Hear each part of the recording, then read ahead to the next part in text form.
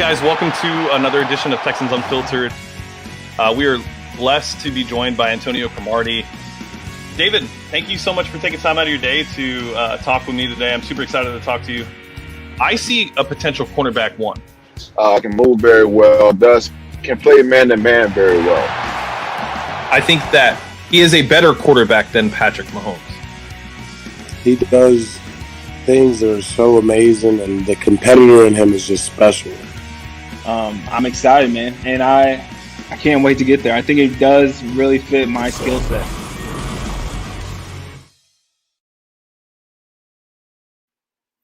All right, welcome to Texans Unfiltered. We have a very, very, very special episode this week. Honestly, just because it's Thursday, that's why it's special. This is the makeup episode from the ice storm. So we're just giving.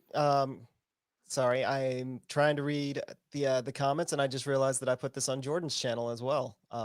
Because I did not know that was Jordan's channel. Oh, dang. Sorry. If you're here for Jordan, he probably won't be on tonight. I did not realize that I'd clicked it. I can fix that real quick. There we go.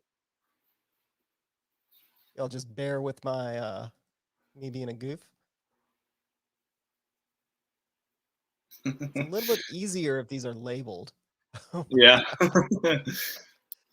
We use StreamYard. StreamYard is a phenomenal product. Like big fans of it.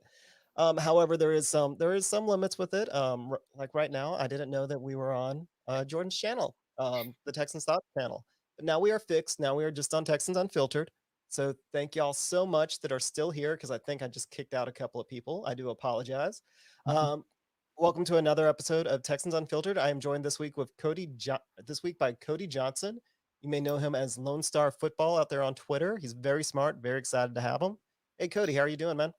I'm doing great, man. Thanks for having me on, John. I appreciate the opportunity to come on and talk Texans with y'all. Awesome. So how have you been? How have you been? Because we canceled your episode, unfortunately, because we all got frozen. Right. So you've been doing all right? Yeah, it was rough there for a little bit. We were without power for nearly 40 hours. And then right before our power came back on, the pipes busted. So that was a lot of fun. But we got all of that fixed.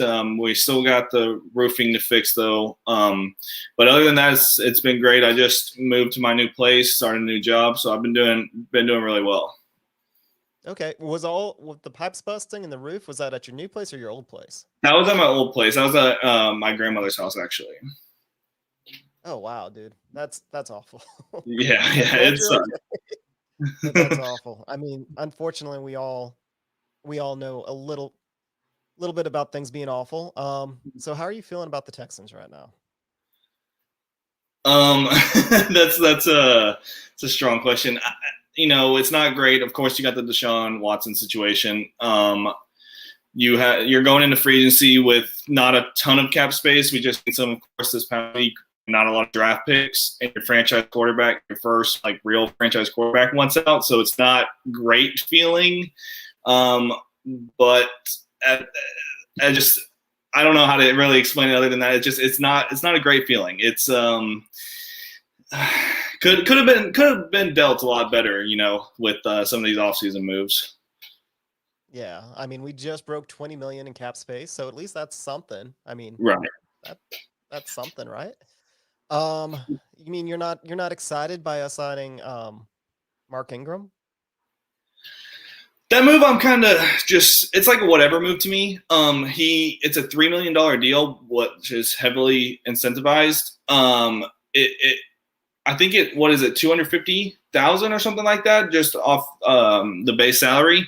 So I would have rather drafted a guy, and that signing Mark Ingram doesn't necessarily stop us from drafting a running back in the 4th or 5th round. It's kind of a deep class this year.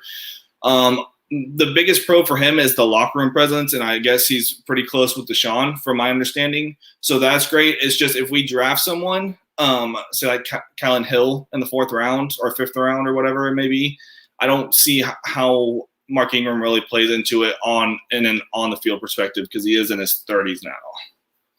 Yeah, I mean, he's 32. Running backs typically hit the wall at 30. David Johnson is now 30. But here's kind of the thing. David Johnson will be on the roster because he has guaranteed money. Mark Ingram, that contract isn't guaranteed. So Right. he may be a cut. I mean, it's not really worth getting excited. It's not even really worth digging too deep into it. Apparently he has David Johnson hit the wall more than 3 years ago, 2017 at this point. So that's 4 years. Yeah. But Mark Ingram, I mean, he's 32. A good third of his total yards came against us. He doesn't get to play us now if he's on our Right. Texans. So again, I mean, it's not a horrible contract. It's not a horrible thing. It doesn't stop us from doing anything, but it's just not worth getting excited about at all. Absolutely. Other little bit of news. Brandin Cooks. Brandin Cooks just restructured his deal. What are you thinking about that? I love it. Before we let Will Fuller get, we didn't tag Will Fuller, and he's probably going to test free agency. I was kind of on the Brandin Cooks train for like a third, because we needed the picks for one, and I thought his season was kind of overrated. And that's just my personal opinion. I think it was a volume based thing, but I also didn't expect that big of a cap restructuring. I didn't expect it to be over half of what the cap hit was going to be. And so I love it, especially with Fuller, possibly walking. I think it's a very, very solid move. He's might be your wide receiver one for what's the cap hit going to be, like $5 million. That's a great move, especially for a guy that's had 1,000 yard seasons. Yeah. I mean, I've said it, and anybody that's on here, I've said it a million times. We were either keeping Fuller or Cooks, and Cooks at $6 million is awesome. Yep. Cooks at $12 million is crap, but Cooks at $6 million, that's pretty good. Again, can't complain. The casserole, seeing as how there's apparently a bunch of Jordan fans in here, so I'll just roll with it. The casserole, Nick Casserole, he looks like he's done pretty good on that one. All right. Did you watch any of Culley's press conference? So I didn't watch it live. I got to watch it before we came on here, so I got most of the gist of the video. You want my thoughts on it? What are your overall impressions on this? For the most part, he was doing a lot of coach speak. Just kind of most of the questions I heard were about Deshaun, of course, which of course the media is going to ask that, and he just kind of said, "We're committed, we're committed, we're committed." That's what he's supposed to say. So, good for him. He's not doing anything crazy. Like the one thing I did kind of notice, that it seems to be very separated in terms of he's just going to be doing coaching stuff, and Nick Caserio is solely going to handle personnel stuff. I don't know what to kind of think about that. I want the coach to have some say in personnel because he is the coach and he's putting the scheme together and stuff like that. So I don't know if it's just completely separated, 100% Caserio's handling the personnel stuff. But that's just kind of what it seemed like from him talking in the interview. But other than that, a lot of it was just coach speak. The one thing I did find kind of funny was him saying Romeo Crennel recruited him out of high school. And our coach is 60 years old, 70. How old is he? I did not. Yeah, that was crazy. Wow. Okay, that is a small world. Let's see. The Cooks restructure, it converts $10 million of Cooks' base salary to a signing bonus. Before the restructure, Cooks had a cap hit of 12, but did not have any guaranteed money left on his contract. The restructure guarantees his salary in 21, adds $1 million to the contract over the next 2 seasons. It doesn't say what the cap. It frees up $6 million in cap space, though. Okay. So right. he's still getting paid, but he's not as detrimental on the cap. So fair enough. Again, that gets us over 20 million. I think we were at 21 million in cap space now, which, I mean, is not a whole hell of a lot. Yeah, it's really not. I think it's 23 because we had 17 before the restructure. I could be wrong. I think it's 23 though. Is it 23? I believe so. According to Sport Track,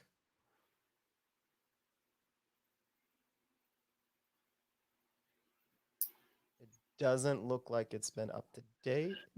Up to date. I know it was 17 on over the cap, and I think that was without the David Johnson restructuring, and adding $6 million with the restructuring of Cooks, I believe, is 23. 23.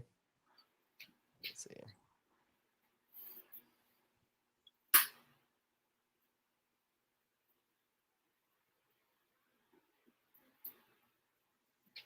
Yeah, Sport Track is saying we have 33 million, and I'm like, that's not right. Yeah, no way.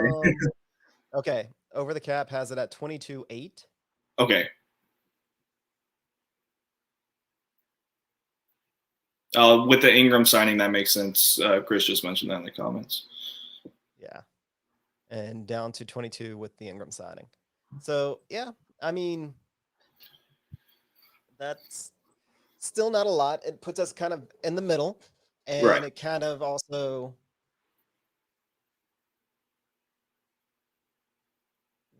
why are they tweeting about Watson?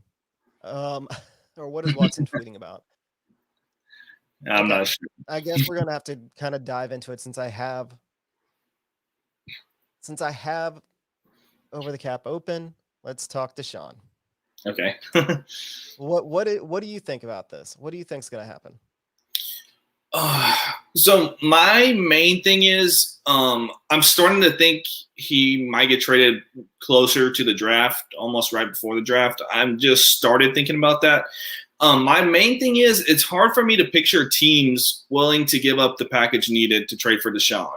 Not necessarily the Texans so much as, of course, they don't want to trade him. He's a great player, top 5 quarterback. But if a package is offered that they can't refuse, then you take it just because of the situation you're in right now. But, I've seen a lot of people mention like the Jets as a potential trade partner. I don't see why the Jets would do it. They're more than a quarterback away. It's going to take a massive haul to trade for Deshaun Watson. And Deshaun's basically switching situations at that point where the team with no draft picks, and, they lose a lot of their cap taking on Deshaun Watson's contract, and they're more than a quarterback away. So the Jets, I don't see why they would do it. The Dolphins maybe could do it because they're the one team that has the cap space. I'm sorry, not the cap space, the draft capital, and a team ready to win now. That's why I think maybe they could do it. But there's one team that I think is kind of maybe an underdog per se, and to trade for Deshaun Watson, that's the Carolina Panthers. David Tepper, their owner, I think he's the one person to have the balls to do it, or tell the GM that, hey, let's go do this. Let's give everything we can to do it. And they have enough young defensive talent. Jeremy Chin, their defensive end. I'm blanking on his name. I'm blanking. Yeah, Brian Burns. And then a few draft picks, because I believe, you can correct me if I'm wrong, but as soon as the draft opens up, the teams can trade up to 4 years worth of draft picks. I believe that's what it is. So they could trade multiple future firsts. It's, I see in the comments right now, Panthers are reported to offer their whole draft. That's kind of why maybe something I could see David Tepper doing. I just think he's a dude that knows he needs a quarterback and will go do it. And if they trade some of their defensive talent, they still have some talent on that defense with Derek Brown and stuff like that. And then they have enough talent on their offense. The one person I don't want from Carolina is Christian McCaffrey. I think he's a negative asset. Do what? You can't fit him into the cap. Yeah, exactly. It's a negative asset at this point. Like, he's a running back with the biggest contract for running backs in the NFL right now, who, for one, it's the least valuable position on the football field. For two, their lifespans aren't long. 3, the contract's horrid. And what does he have? Maybe 2 more years before he starts falling off. because I mean the 2018 and 2019 he had a 90% usage rate for Carolina, and then we see it to taking its toll this year with multiple injuries. So I don't know. As the ones I can see, I just don't want McCaffrey in the package. Yeah, the problem ultimately that comes with Deshaun is we are now at $22 million in cap space.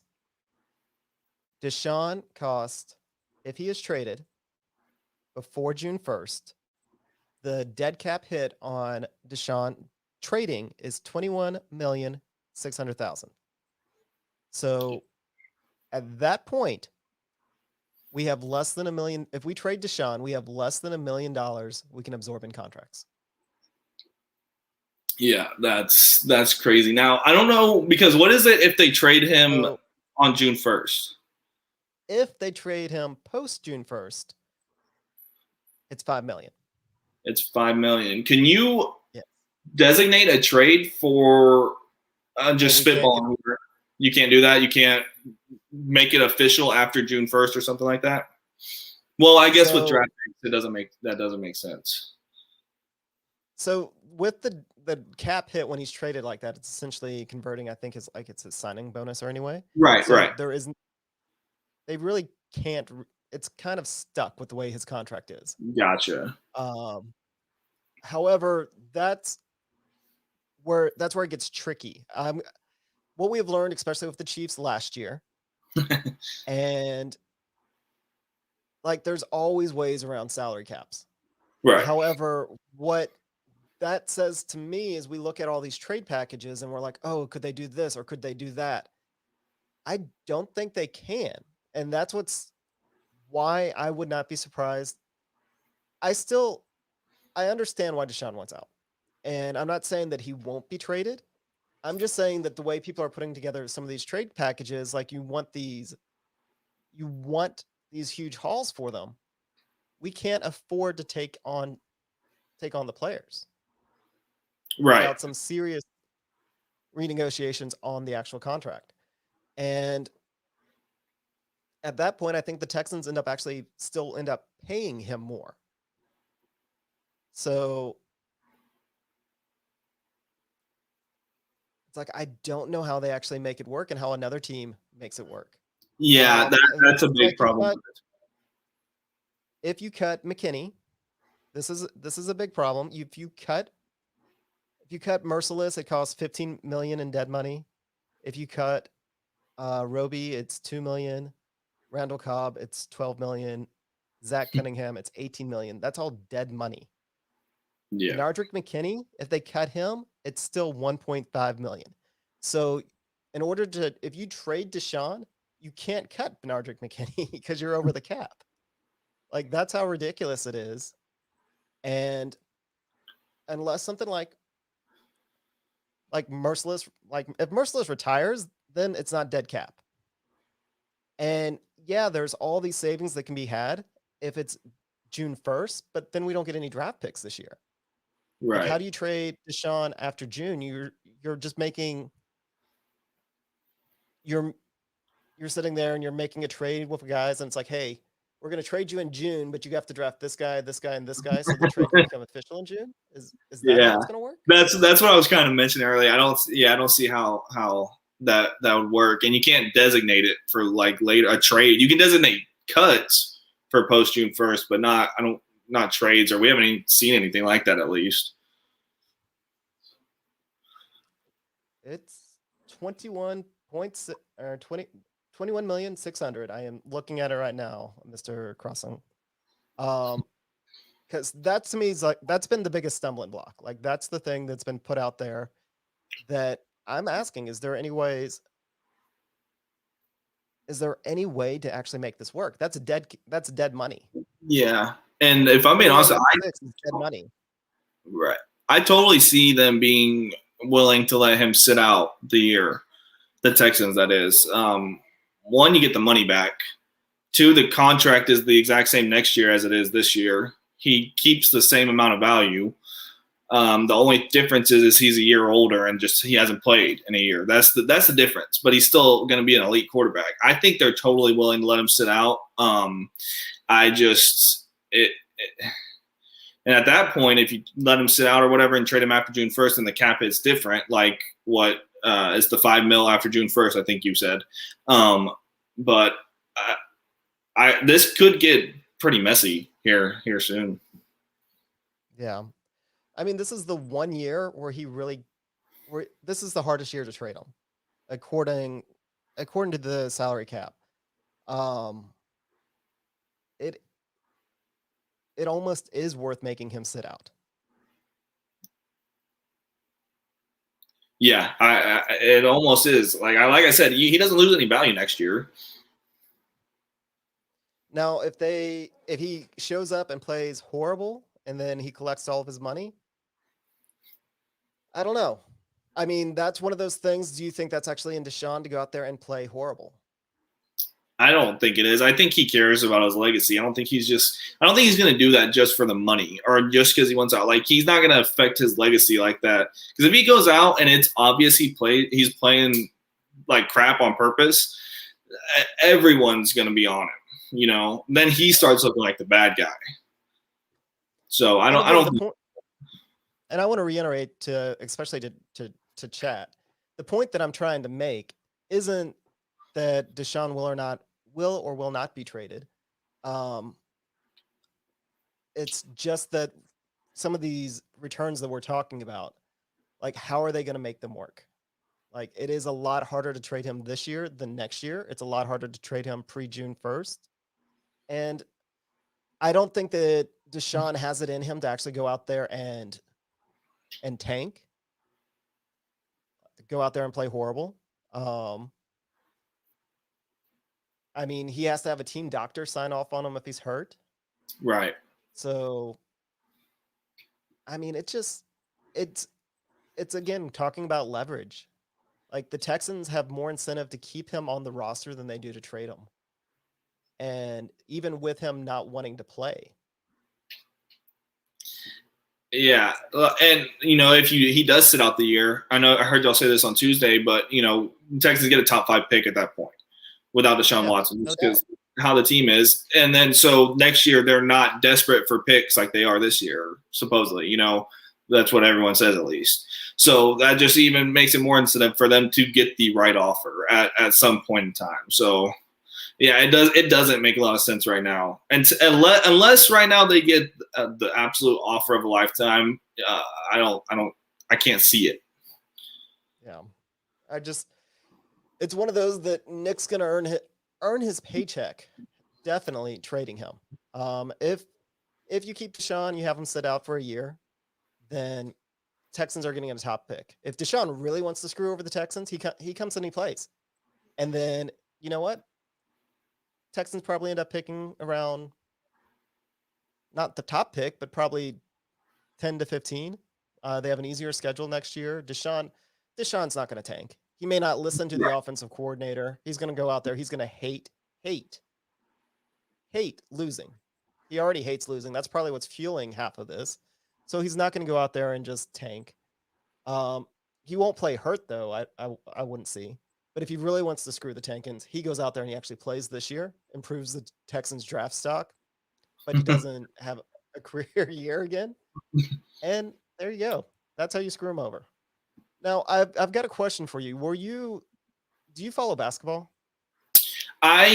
So I follow the Rockets mainly. I'm pretty okay knowing who's on what team, etc., stuff like that, but not crazy like I am for the NFL, Yeah, I didn't follow basketball closely enough, and probably who knows, it might have even been age on top of that. But this is probably the best question for when James is back on the show. Granted, I already know his answer. How did everybody react when Kobe wanted to be traded from the Lakers, and when he straight up said for months at a time that he was never going to suit up for the Lakers again? Right. And, that's kind of an age thing for me. I don't remember. What year was that? Do you know? I have no idea. Yeah, I don't remember. I was, I'm trying to think, but, it's a similar situation. It's almost the same as also Troy Aikman in the 90s with the Cowboys. he requested a trade because he didn't trust Jimmy Johnson and Jerry Jones. But they sat on him. They didn't trade him, and he won 2 Super Bowls after that. So I get where you're going with it. I can't really tell you how I remember how they feel because I think I was pretty young when he did that. When Kobe did that. And apparently that was the same thing with Troy Aikman and the Cowboys. Right. Back when after he had his first good season. And essentially my point on it is how much of this is being driven by us talking about it every week, by Twitter having nothing else better to talk about, that there's just more ways to talk and less stuff to talk about right now. Oh yeah, it's definitely the slow season.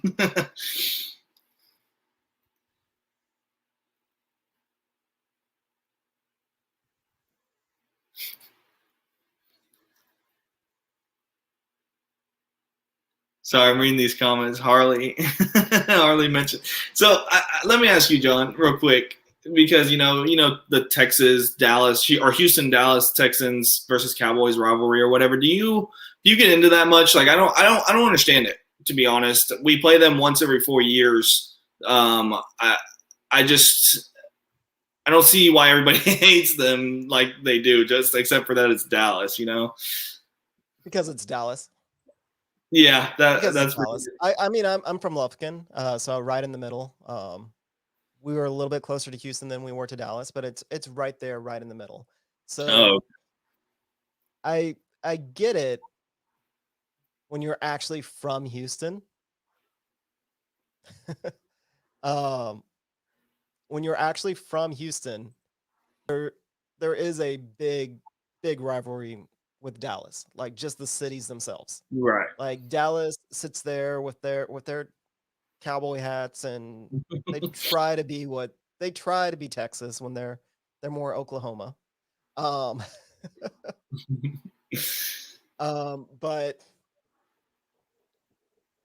it's just the difference in it's the different cities. Like they just don't get along. More so than it has anything to do with the Texans and Cowboys. The Texans have never played the Cowboys for anything meaningful. Like there would be a true, like, awesome rivalry, but it's just more the cities than anything else. And I say this as a kid that grew up, and my dad went for both teams. Both teams were from Texas, so he went for both teams. We watched. I remember kind of sort of. I was so young. I kind of sort of remember the comeback, and I still kind of sort of remember like the Cowboys Super Bowl and my dad letting me stay up and putting my brothers down to go to sleep. So I kind of even get it from his perspective. It's like we're not really from Houston, we're from Lufkin. So it's more the cities.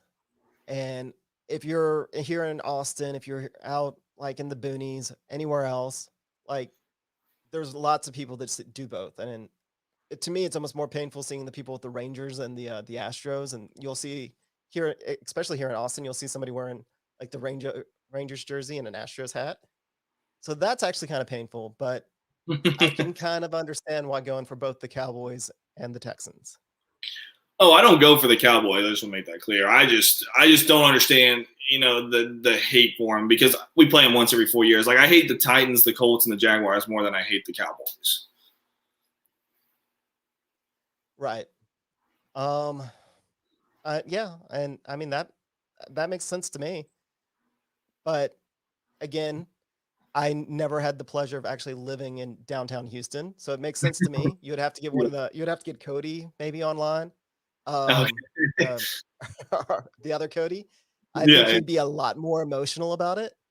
But for me, it's just kind of like I don't really care for the Cowboys because their fans annoy me because I deal with them all the time. That's fair. They're really annoying.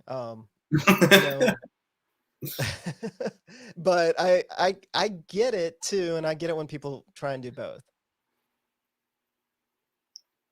Right. I got you. Let's see. They're trying to accuse me of being rational. I'm looking at the side. I'm looking at my conversation with Texans Cap, and I could be wrong, but my understanding of it and Ryan sent the thing that he tagged me on, that's what our cap position would have been after the trade, but I could be wrong. And again, I could be wrong on all of this. This is me looking at over the cap, and let me find my conversation with Texans camp. And it's not that I'm trying to rationalize keeping Watson. I can't come down on the side that says that he has all the leverage. If the Texans want him to stay a part of the Texans, he's going to stay a part of the Texans. It's whether or not they think that they can move on from him and actually try to improve the team. Yeah, I don't understand that. Like, you look at Jamal Adams with the Jets. He was publicly bashing the Jets and demanded a trade per se, and that's not a premium position. The safety position is just not. You know, you got the quarterback position, left tackle, and edge are the top three positions for premium wise. And bashing them, he's a box safety for one, and then not at a premium position and got 2 first plus some. So I don't understand how Deshaun, a top elite quarterback in his prime, has all the leverage at this point. You know, of course, there's a no trade clause, but if he wants out that bad and they agree to a deal with someone and he says no, you're going to just stay with us now. Like, I don't see that happening. If he wants out really that bad, if that makes sense. Yeah. And I mean, again, we talked about it on Tuesday, but I'm just going to throw out there again, like what Deshaun would make this year versus what he would also lose in fines if he decided to stay on the Texans is he could be fined up to just under 20 million. And if the Texans trade him, there's that cap hit. So for him, it's $20 million. Like, that's a pretty considerable amount of money. Right. And I think somebody on Reddit, which is probably wrong, said that the fees, if he sits out plus all the fines, the swing is closer to 40 million that he'll end up losing, which is absolutely insane. Yeah, that's a lot of money. So again, it's a Reddit source. So I'm not sure how their math work. I just saw it and I was like, okay. And it's one of those where, again, the Texans have to want to move on from him and they have to get it has to be the right return. Right. It's too painful for Deshaun to sit out because he gets paid the amount that he gets paid, the way the CBA has been restructured, the way he's fined. And he did sign a contract. Like, I don't understand where everybody's saying that he's gone. Like, you look at everything put out by the national media right now, like he's so gone. And then when you look at the actual numbers, and again, I'm always the first one to admit that I could screw up, but when I've looked at the numbers on myself, it doesn't make sense to me. And there may be somebody out there smarter than me that can explain it. But if he sits out, I doubt his endorsements are going to be there. I doubt that he has enough coming income to really offset, let's say it's between $20 and $30 million in losses. Right. You know, and I even saw Pat said he could afford it if that was the case, but still losing $30 million is not just an easy thing for anyone to do. And then on top of his season or his salary this season, they can go after his salary bonus. So it's just tough. It is absolutely tough. Let's see. Do we really want to talk about Coach Culley and his I guess disaster of a press conference today and how it relates to Mr. Deshaun? We can talk about it. I just think it was a lot of coach speak. That's all it was to me.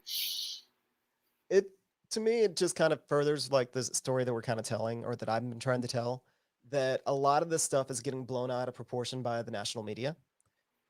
They were parsing every word he said. Twitter is a wonderful thing. Since he said he's our quarterback right now, since he said things like things could change. since he said things like,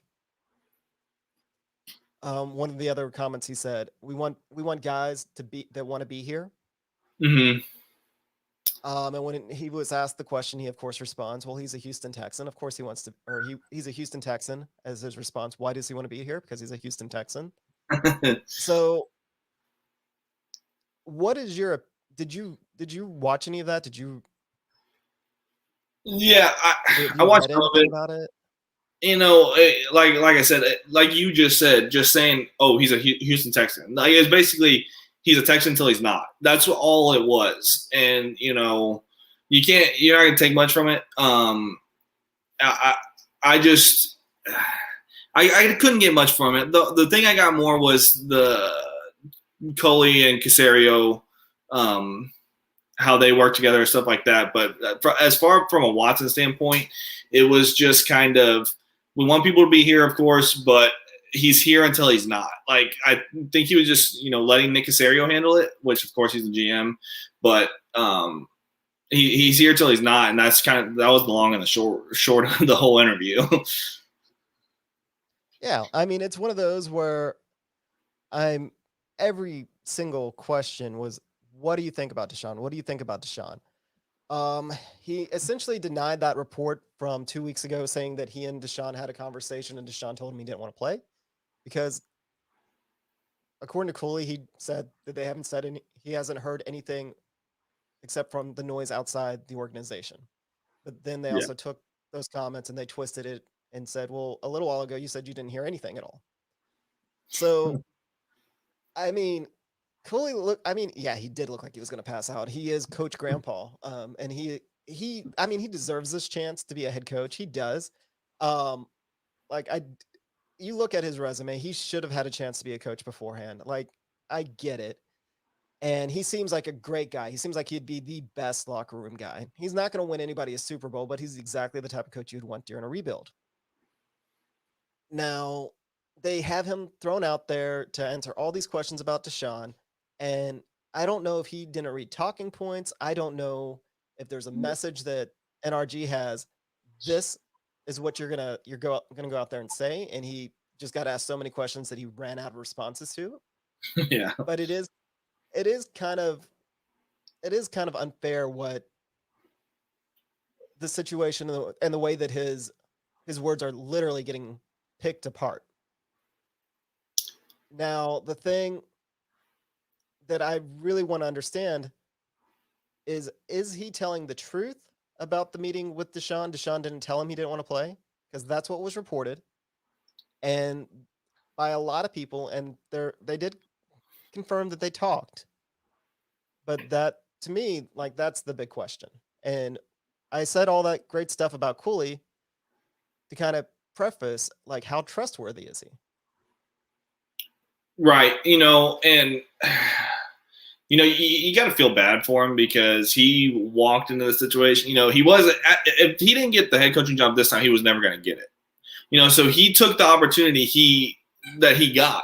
And, it was great. It just happens to be such a crappy situation. And then he's going into interviews and getting bombarded with questions, like I found it so hilarious in the interview when it was question after question on Deshaun. And he was just like, I've said it multiple times. He's here. He's a Houston Texan. And then that lady was just like, are you going to trade Deshaun Watson?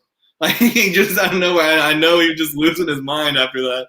But you got to feel bad. And I don't know if I wouldn't, say he's trustworthy or not. I think he's just doing he's doing the best he can to try to manage the situation at hand right now. That's just kind of how I saw it, and making it a positive thing instead of another negative thing that's just surrounding this organization. All right. The quote that I found in Reddit, I'm sitting here trying to multitask. I'm still looking for my quote from Texans Thought, but this is the one where I pulled that 40 million. But this is Brady So Soft Ugg Boots 3 days ago. He looks like he did the math. If he sits out, he gets fined 21 million on top of not making any football money this year. That is roughly a net loss of 40 million on 2021 salary. 40 million. Oh, okay. I get it. So he's not getting any money and he's having to pay back. So losing Correct. 40 million. Yeah, okay, I got you. That makes sense then. Definitely. Yeah, that's a lot. I never really thought about it like that. That's crazy because the 20 million, he could afford it, but he's actually having to pay that back. He's not just not getting it, So on top of that, he would get 18 million once he's played again and continued his contract at 2020. But at that point, he's essentially paid the Texans $3 to $6 million to not play in 2021, and would effectively nullify his 18 million to pay in 2022. That's a significant amount of cash. Yeah. So yeah, if he's not traded, he's going to show up. Even if he has endorsements that we don't even know about. That's insane. And unless he wants to come out there and do, I guess maybe just show up and not put in any effort. But could you imagine? Yeah. I'm sorry, I'm reading the comments. We're not saying it's 40 mil, Arthur. We're saying he's net losing 40 mil because he's having to pay back. So we're not saying he's straight up losing 40 mil. It's just the net worth. But I mean, yeah, I can't, none of us can imagine that sort of money. That's just a crazy amount. I don't even know what else, because I could definitely see him, what is it? You play 7, you can sit out 7 games.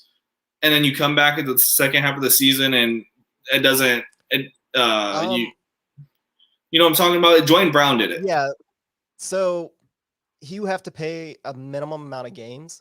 If you miss 5 days in training camp, your contract doesn't toll. Okay. So 5 days, that's it. If you skip 5 days in training camp, you are stuck.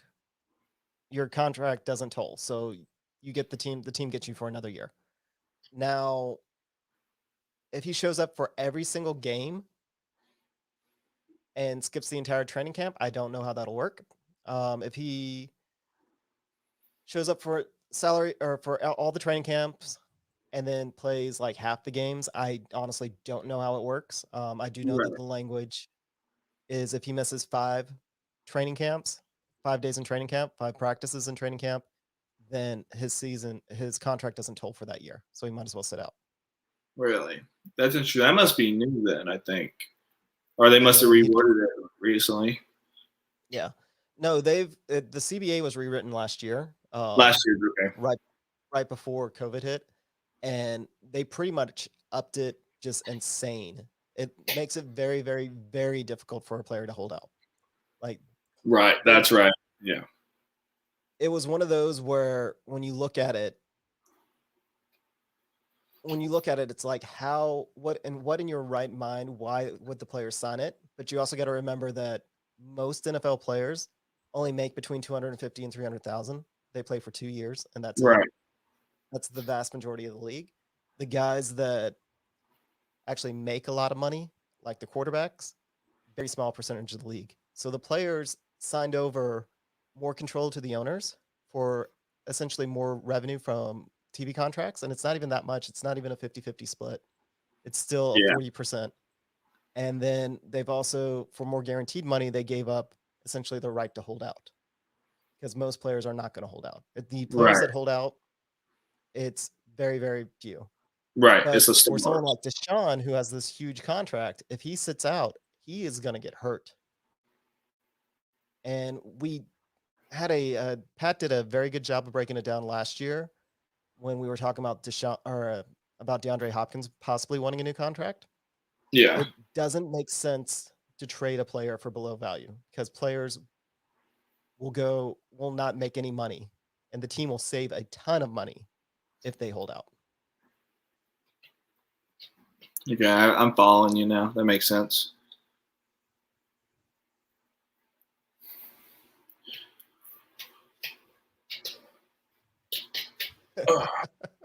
But Jill will stay with the broke dude. Hey, I mean, he's not going to be broke. Let's not put it like that. But he's going to be hurt. If the Texans are, all I'm saying, and again, I'm just trying to keep this rational, because it's not necessarily a done deal that Deshaun will be traded just because of how difficult it is to do it. Yeah. Yeah, for sure. Like I said earlier, it could be definitely a very, very sticky situation here soon. Patrick. Do you want to talk a little bit about free agency coming up next week? Sure. So, if I could ask you first, what do you think? Do you think they do anything of significance in free agency next week, or with the tampering period next week? No. Yeah. Yeah. I mean, I would have a little bit more faith in the whole matter if everything going on with Deshaun wasn't going on. I think they would be trying to think. It's one of those things where if everything with Deshaun was more crystal clear, then I think the Texans would be even more aggressive than they have been trying to clear cap space because there's a lot of holes they have to fill. I think that they're going to have to do something with Mark. I mean, Merciless he's a complete albatross. Yeah. But they really can't do anything prior to June 1st. If he's a post June 1st cut at that and point, even if they trade him after June 1st, it's the exact same as his contract right now, the dead cap hit. It's the 12 mil, I think. Yeah. So with Merciless, best thing they can hope for is a post June 1st trade where it's 1.5 million in dead cap hit. But do you see anyone trading for him? Maybe you send a pick. You send a pick with him. At that point, I don't know, but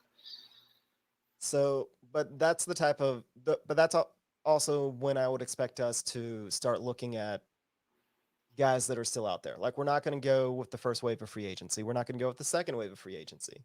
We're going to be third wave guys, veteran cuts. Like, we're going to try and piece together I think we'll try and piece together a more competitive roster, but not maybe a team that could maybe kind of sniff the playoffs. Right. And that's maybe best case. And that would be just trying to keep Deshaun happy. Mm-hmm. Deshaun's already not happy. I more or less expect us to just kind of give up this year, regardless of anything, regardless of Deshaun playing or not playing. If Deshaun doesn't play, we're picking in the top 5. I would actually put money on Vegas that we're going to have the top pick overall. Now, if Deshaun decides to play, you're kind of hoping to just do a repeat of this year in that case, because we still want to get draft picks because our roster's in such a bad shape. Right. But Caserio may know something or see something and might be able to pull enough veterans together to kind of make something happen. That's kind of what I could see. Veteran, what's the word? It's value deals almost. One more question before I kind of get into prospects or whatever. But do you see the deals overall, because the cap dropped this year, being less than what they might normally be? Like, say, like Kenny Golladay not getting as much. Say again. Oh, definitely.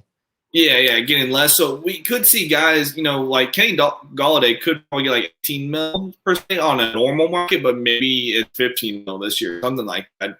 You say that's kind of fair? I'm sorry, you're breaking up. Oh, I'm saying, like, someone like Kenny Golladay on a normal year where the cap would have been similar, maybe gets 18 mil, something around that. But because the cap dropped, maybe something like 15 mil, and that goes for everybody. Would you say that's kind of fair? Yeah. Oh yeah, definitely. Like, it's going to be that same sort of impact. They shaved 10 million off the cap from last year. You already see teams cutting players left and right that are still quality players. So I almost feel bad for these guys that are going to be free agents this year, because they're going to be significantly underpaid. Right. But yeah, getting back into it, I could see a value deal for a vet like Kyle Van Noy to come play our Sam linebacker spot. I don't see any big splash. Like, I don't see a Yannick Ngakoue coming here, or I don't see a William Jackson III coming here. I think those guys are kind of too expensive, especially with only having 20 mil, and then again, like we talked about earlier, not knowing what we're going to do with Deshaun. But a guy like Kyle Van Noy, for sure. I would love – have you watched Romeo Okwara from the Lions? From the Lions. Yeah, his net value could be anywhere from 12 to 15 for an edge rusher that's 25 years old. That would be a great deal for us, I think, especially because that's a huge need. I think that's probably our biggest need, huh? The edge defender. Well, if we get Van Noy, it would be.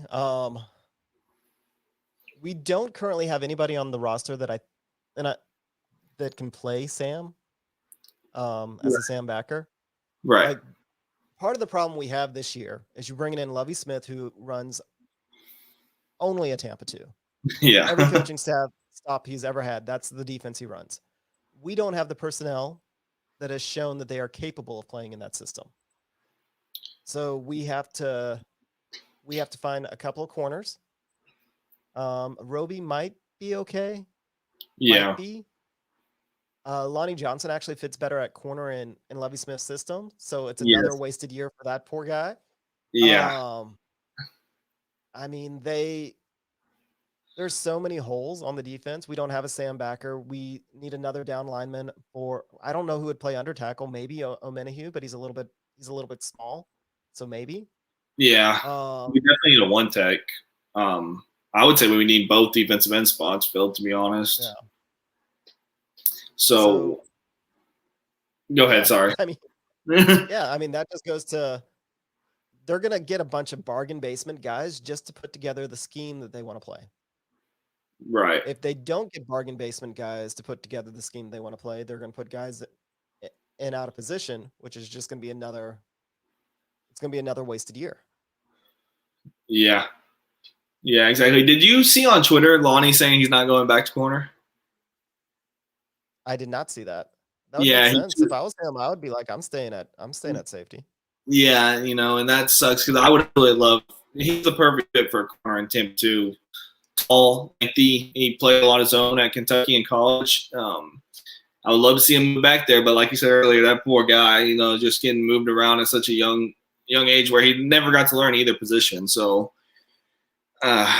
it's it's going to be another rough season for the defense, I think, if they don't, which I don't think they will, go and get a semi big name in free agency and have a solid draft at that too.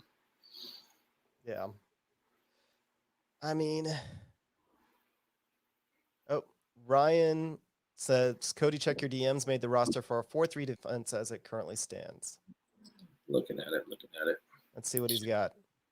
I'm very interested in this. Okay, so right defensive end, Charles Omenihu.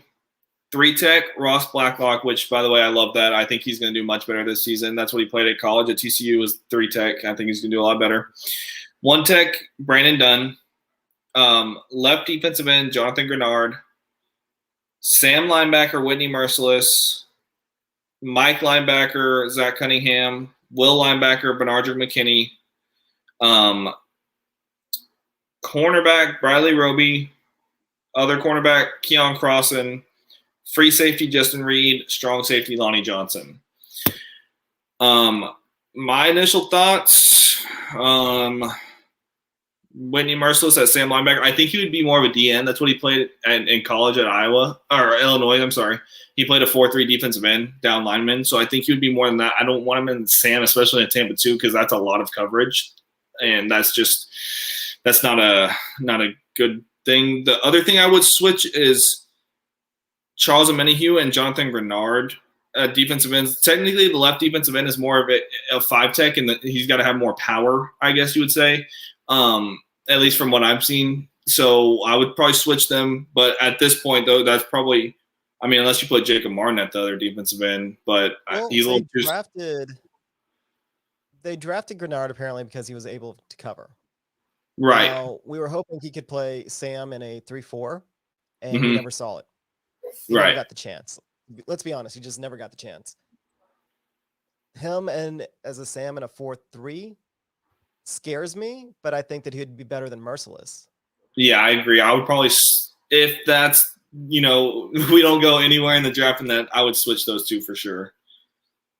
but I mean, not bad. And Yeah, it it's not bad. sounds better because we know these guys too. Like we Right. know all those players. Like those are names, and they'll be back again. Like Kean Crossan, I actually think that. I mean, he's never going to be a Pro Bowler, but I think that he would be I think that he could be a pretty consistent corner, like a fourth corner, not really Right. your nickel guy, but your extra guy on the outside. And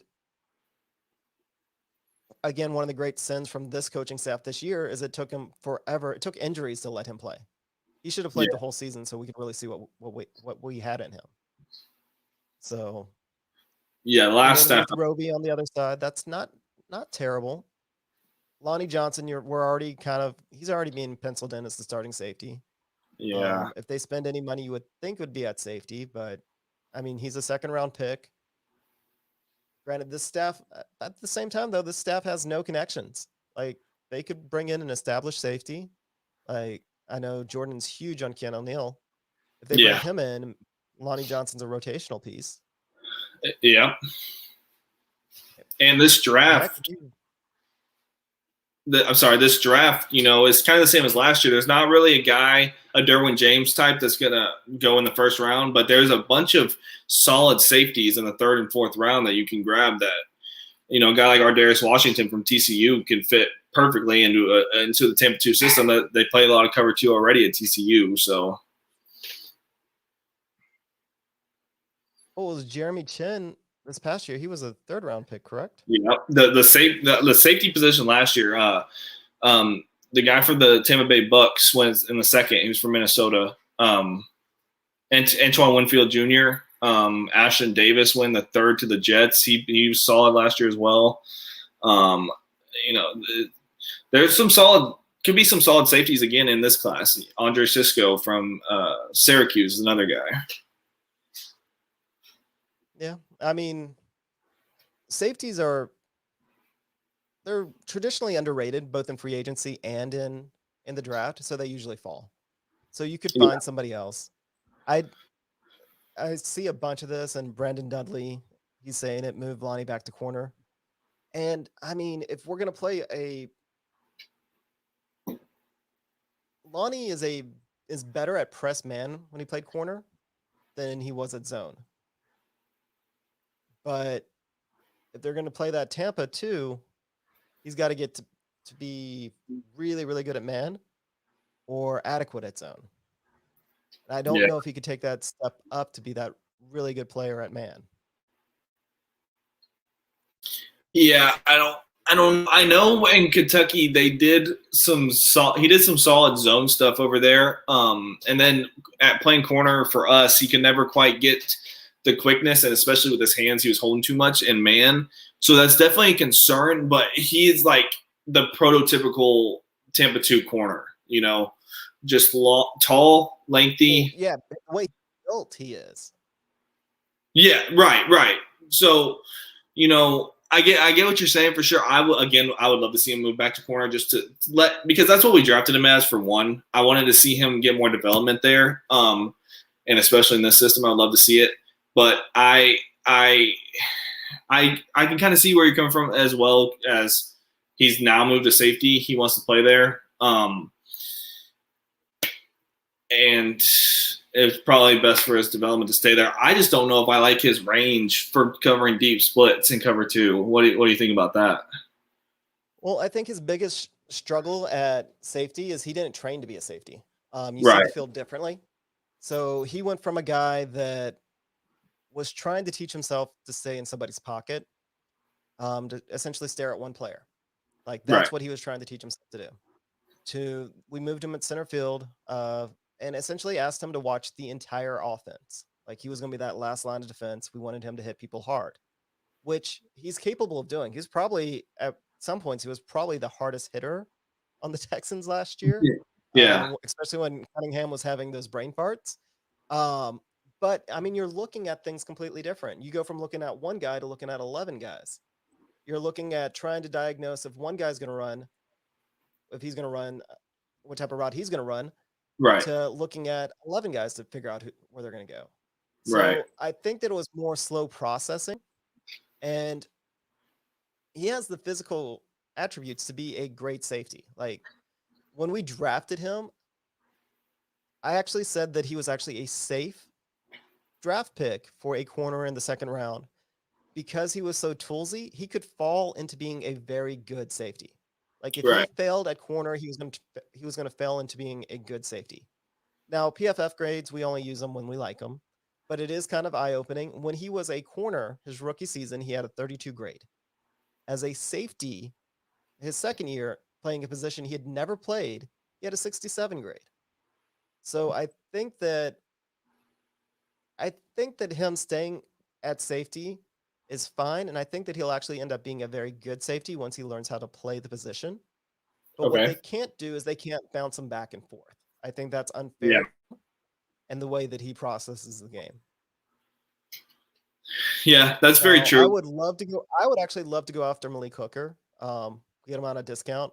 Mhm. James is the biggest fan of Malik Hooker, and of course, when you talk to James, he has this way of influence the way you look at people. So Malik Hooker coming off a torn Achilles, if you get him for a bargain basement deal, I would love that move. I would absolutely love that move. Yeah, I would have loved Hooker in the last with Romeo Crennel's scheme doing cover one stuff, single high stuff. But if I remember correctly, and correct me if I'm wrong, when the Colts were running a lot of cover two, and when he was healthy, he kind of struggled, if I remember correctly. I could be wrong on that, but I'm pretty sure he struggled. So that would be my only problem is almost the scheme fit for him at this point because in college he was a great single high covering the whole field, but deep splits he at the NFL level he kind of struggled. But at a bargain deal, I could see maybe giving him another shot, and maybe he's just one of those guys that like Gary on Culley that needed a change of scenery. Yeah. And I mean, the Indianapolis is probably the team that is closest to running a Tampa 2 currently in the NFL. I don't think anybody actually does run it as their base. Right. But I think that if any team is close to it, Indianapolis uses like that hybrid Tampa 2 cover 3. They roll into cover 3 a lot. So what they were asking him to do, you're right. They wasn't really playing to his strengths. But maybe, I mean, for the right price, like he's got so much potential. And I honestly, I mean, here's the thing. I don't think Lovie Smith is going to be our defensive coordinator for long. Yeah. I really don't think if he's only running Tampa 2, there's no way. You gotta adjust. Yeah. I mean, there's no doubt. Like I'd honestly put money that I think Culley is a gap head coach. Mm-hmm.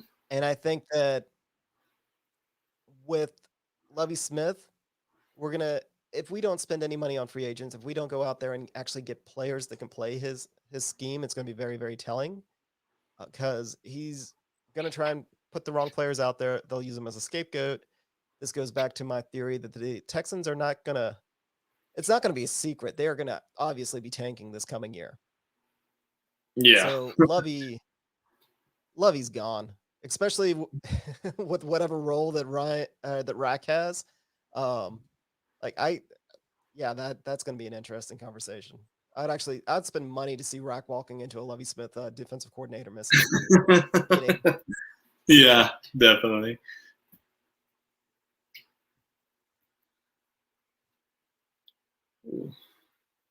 Yes, I actually agree with this.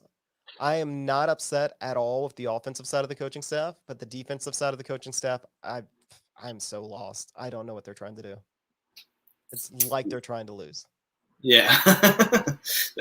They might be with the whole situation, to be honest. So it could be another rough season for sure. Or it probably will be another rough season. So we did kind of gloss over that. Did you want to talk about your impressions of the coaching staff? I can just real quick. I'm kind of neutral on it until I see it. I get like Daniel said, the defensive coaching staff is meh. The offensive coaching staff I like a little bit better, and I like that the offensive coordinator and defensive coordinator are controlling those sides of the ball, and David Culley's just being a head coach, and he's not trying to do too much. So I do like it, but I'm just kind of neutral. I got to see because David Culley, I mean, he wasn't even the offensive coordinator, So it's hard to judge for me at this point. What if he turns out to be, a very good head coach? I mean, that would be exciting. I'm not gonna lie. Yeah. Like, I don't want him to be. Right. It's one of those where they accidentally go out there and end up 500. I mean, I'll be amazed by it. But ultimately, what comes down is you look at our offense, and our offensive staff looks amazing. Like, it really does. Like, when you put Pep Hamilton, you put Prince, and I mean, even I can even live with Tim Kelly in our what's the offensive line coach. Like, that actually, the offensive staff looks like a significant improvement from last year, even with Tim Kelly still being there. There's guys around him that are going to actually help him get better. There's experienced guys, and that staff looks like it was built to support Tim Kelly and Deshaun Watson. Like, that's what that offensive coach staff looks like. I don't know who assembled that offensive coaching staff, because it couldn't be the same guy that assembled the defensive coaching staff. Like, there's no way. Because you look at the defensive coaching staff, and it's Lovie Smith and his people, and it's not look like it's built to support anybody. Granted, there's nobody on that side of the ball to support right now, but it doesn't even look like it's going to play to the strengths of the players we already have on the roster. And by bringing those guys that he's brought with him, it looks like it makes even more holes on a roster that's already full of holes. Yeah, that's true.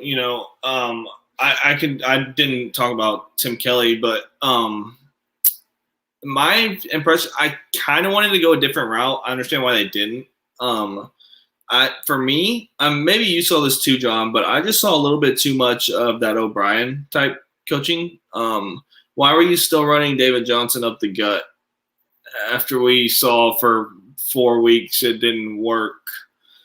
And we all knew beforehand it wasn't going to work. I just I like the passing game a little bit better after O'Brien left and Tim Kelly, but the running game kind of concerned me, and it wasn't just the offensive line.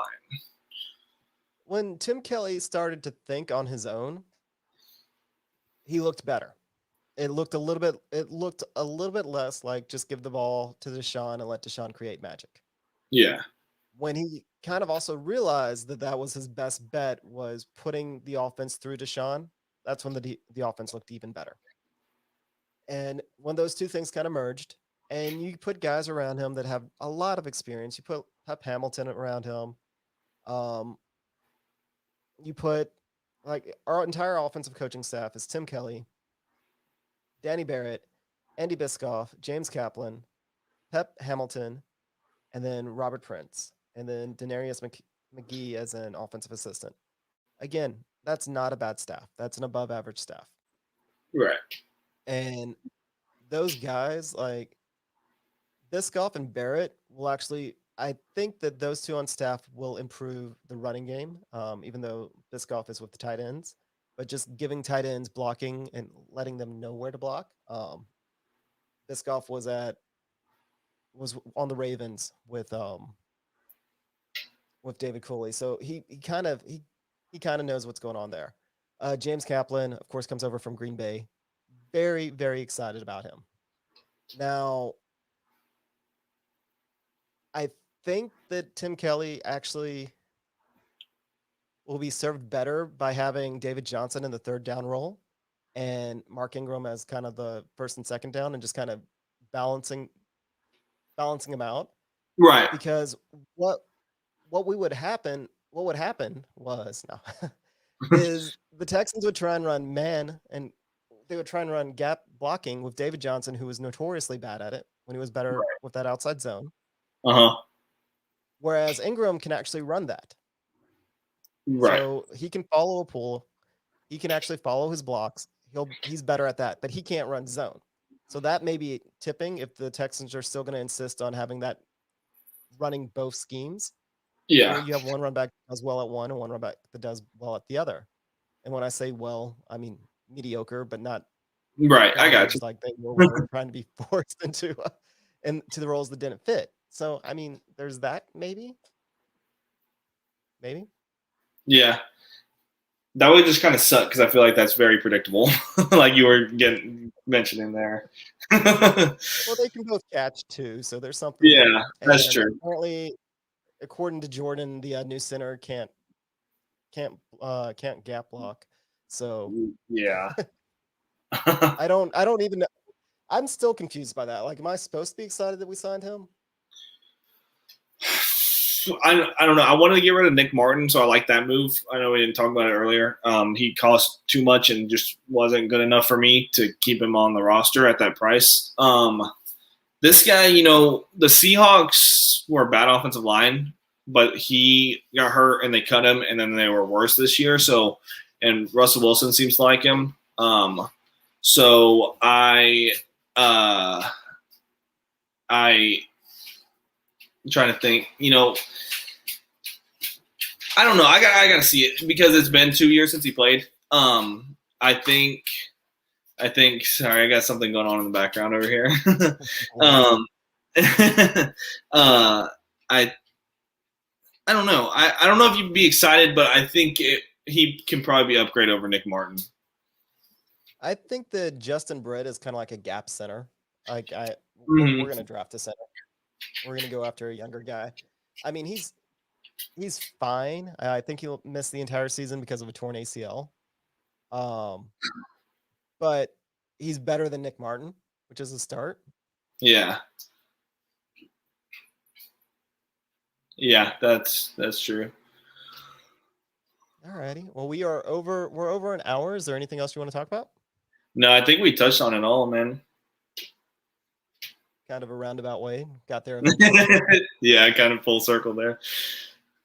All right. Well, Cody, tell everybody who you are, where they can find you. If there's anything you're trying to sell, now's your chance. You can follow me on Twitter. It's the same ad that's on the screen right now. FB_Lone Star, and then on YouTube at Lone Star Football Podcast. If you want to subscribe, we're gonna get back to making videos after I unpack this house. So we're gonna get back to it. But I appreciate y'all. Thank you for having me on, John. I had a great time. Yeah. Thank you to everybody that it's in chat. I do appreciate y'all especially when y'all are a lot more active. It's like, challenge me. I'm wrong all the time. I'm first to admit it. And Yeah. you know what? I'm going to go back and I'm going to double check some things. And if I'm wrong, guess what? On Tuesday, I'll be up here admitting when I'm wrong. Because that's what I do. But it's just things we're here to give y'all things to talk about, things to have fun. Again, I thank y'all so much. I do actually have a couple of spots open. If you are interested in coming to the show, send me a message. And I'll send you a little app, and you go on it, and you essentially make an appointment to be a co-host. Should be fun. Again, y'all, thank you so much. You can follow me at John A. Wade 3, and we will be back on Tuesday.